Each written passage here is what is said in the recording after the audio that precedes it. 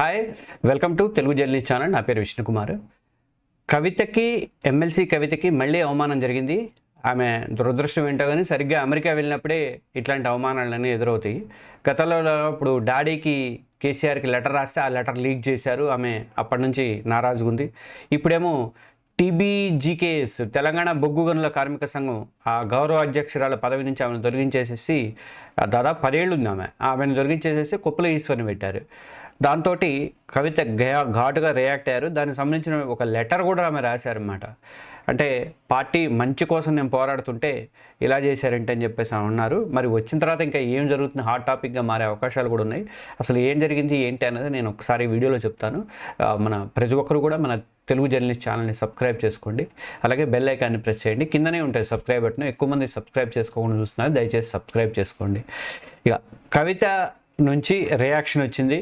ఈ టీబీజీకేఎస్ గౌరవ అధ్యక్షురాల పదవి నుంచి ఆమెను తొలగించేసేసి 10 ఏళ్ళ నుంచి చేస్తున్నారు. ఆమెను తొలగించేసేసి కుప్పల ఈశ్వర్కి ఇచ్చారు, మాజీ మంత్రి కుప్పల ఈశ్వర్కి. దాంతో ఇప్పుడు పార్టీకేమో కానీ అన్నకన్నా ముందు చెల్లికి దూరం అయితే బాగా పెరిగిపోతుందని చెప్పేసి అనిపిస్తుంది. మిగతా వాళ్ళు ఎవరు మాట్లాడలే కానీ ఆమె అయితే మాత్రం బాగానే పరోక్షంగానే విమర్శలు చేసుకుంటూ వస్తున్నారు. మనం రాఖీ కట్టే ఛాన్స్ కూడా ఇవ్వలేదు, ఆయన వేరే ఢిల్లీ వెళ్ళిపోయాడు. దాంతో కవిత కలవడానికి కవిత ఇప్పుడు అమెరికా వెళ్ళింది. అమెరికా ఎందుకు వెళ్ళిందంటే వాళ్ళ చిన్న అబ్బాయి గ్రాడ్యుయేషన్లో చేర్పించడానికి అని చెప్పేసి తాత ఆశీర్వాదం తీసుకోవడానికని ఎర్రవెల్లి ఫామ్ హౌస్ కూడా వెళ్ళింది. అయితే లోపల మాట్లాడుకున్నారు, అది చేశారు రాశారు, అందరు రాశారు ఐటమ్స్. కానీ ఆమెని లోపలికి రానిలేదు, బాబుని ఒక్కడనే లోపలికి పంపమని చెప్పేది అన్నాడని, బాబుతో ఆశీర్వాదం ఇచ్చాడని చెప్పేసి కూడా ఒక టాక్ అయితే నడుస్తుంది. మరి అది నిజమేనేమో అనిపిస్తుంది. లేకపోతే ఆమె తెలంగాణ ఇటు పీకేయడం అంటే అదే కదా కారణం, అట్లే అనిపిస్తుంది. ఇప్పుడు ఆమె లీడ్ చేసినటువంటి టీబీజీకేఎస్ నుంచి కూడా తప్పించడంతో ఆమెకి ఏంటి ఆమె అనేది ఆమె ఇదవుతుంది. అయితే ఆమె లెటర్ రాశారు. ఆ లెటర్ ఏంటంటే ఈ రాసిన తెలంగాణ బొగ్గు గని కార్మిక సంఘం గౌరవ అధ్యక్షుడిగా 10 ఏళ్ల పాటు నేను సేవ చేశాను, నాకు అదృష్టంగా భావిస్తున్నాను.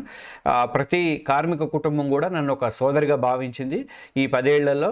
తర్వాత ఈ తీసుకొచ్చి ఈ యొక్క బీఆర్ఎస్ పార్టీ ఆఫీస్లో ఎంపిక చేయడం అనేది ఆయనకు శుభాకాంక్షలు చెప్తూనే అసలు కార్మిక చట్టాలకు విరుద్ధంగా ఒక పార్టీ ఆఫీస్లో ఈ ఎన్నిక ఎలా జరిగింది అని టెక్నికల్గా కరెక్ట్ కాదనుకుంటూనే అది తప్ప ఒప్ప అనేది పక్కన పెడితే అని చెప్పి ఏదో ఒక రాజకీయ కారణాలతో నన్ను తీసేశారని చెప్పేసి ఆమె లెటర్లో, అంటే దాన్ని తప్పుపడుతూనే పరోక్షంగా అది కాదులే కానీ అన్నట్టుగా మళ్ళీ మాట్లాడుకుంటూ లెటర్ అయితే రాసింది.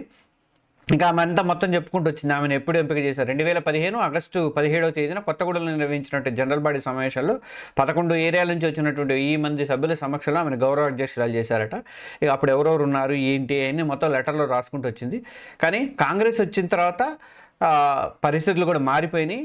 కవిత అంటే అన్నది కార్మికుల ఐక్యత దెబ్బతీసే ప్రయత్నాలు అయితే జరుగుతున్నాయి అని చెప్పి కాంగ్రెస్ మీద పరోక్షంగా నేను సంక్షేమం కోసం పోరాడుతుంటే నాపై కుట్రలు చేశారు, నాకు వ్యక్తిగతంగా వచ్చిన నష్టం ఏమీ లేదు, కార్మికుల శ్రేయస్సు కోసమే నన్ను తొలగించి వారి ఐక్యతను దెబ్బతీయడం కొందరు లక్ష్యంగా కనిపిస్తుందని చెప్పేసి అటు కేటీఆర్ని కూడా లక్ష్యంగా చేసుకున్నట్టు ఇక్కడైతే కనిపిస్తుంది.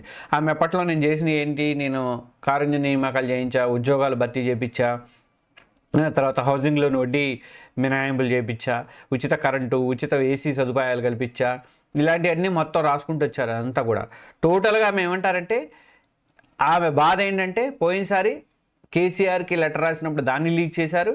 ఇప్పుడు కుట్రలు బయట పెట్టాలి అది ఇదని చెప్పి ఆమె గోలగోలు చేశారు. ఇప్పుడు వచ్చేసరికి ఆమె అటు మోగానే టీబీజీకేఎస్కి గౌరవ అధ్యక్షుల పదవుల నుంచి కూడా పీకేశారు. కానీ ఇప్పుడు ఏం జరుగుతుంది, ఆమె వచ్చిన తర్వాత మళ్ళీ రెవల్యూషన్ ఇంకా ఎక్కువ అవుతుందా, ఆమె పార్టీ నుంచి బయటకు పంపిస్తారా లేదా ఏంటి అనేది మాత్రం ఒక పెద్ద ఇదైతే నడుస్తుంది. మొత్తానికి ఇది ఇప్పుడైతే మొన్నటిదాకా ఏమో అనుకున్నారు కానీ ఇప్పుడైతే డైరెక్ట్గా బజార్న పడినట్లే అనిపిస్తుంది. మరి వచ్చిన తర్వాత మరి ఎలా రియాక్ట్ అవుతారు, సెప్టెంబర్ 1st ఏమో వస్తారని అంటున్నారు. వచ్చిన తర్వాత ఎలా రియాక్ట్ అవుతారు అనేది చూడాలి మరి ఏం జరుగుతుంది అనేది. కవితకి మాత్రం ఇది ఒక ఘోరమైనటువంటి అవమానమే అనుకోవాలి. ఎందుకంటే ఉన్నప్పుడే ఏదో నువ్వు కాదులే ఆయన పెట్టేస్తున్నా అని చెప్పినా బాగుంటుంది. మరి కేసీఆర్ ప్రమేయం లేకుండా అయితే కేటీఆర్ తీసే అవకాశాలు అయితే ఉండవు డైరెక్ట్గా. కాకపోతే కేసీఆర్ ప్రమేయం కూడా దీంట్లో ఉందనే మనం అనుకోవాలి. ఈ వీడియో మీద మీ ఒపీనియన్ అనేది తెలియజేయండి. అలాగే మన తెలుగు జర్నలిస్ట్ ఛానల్ని సబ్స్క్రైబ్ చేసుకోండి. Thank you.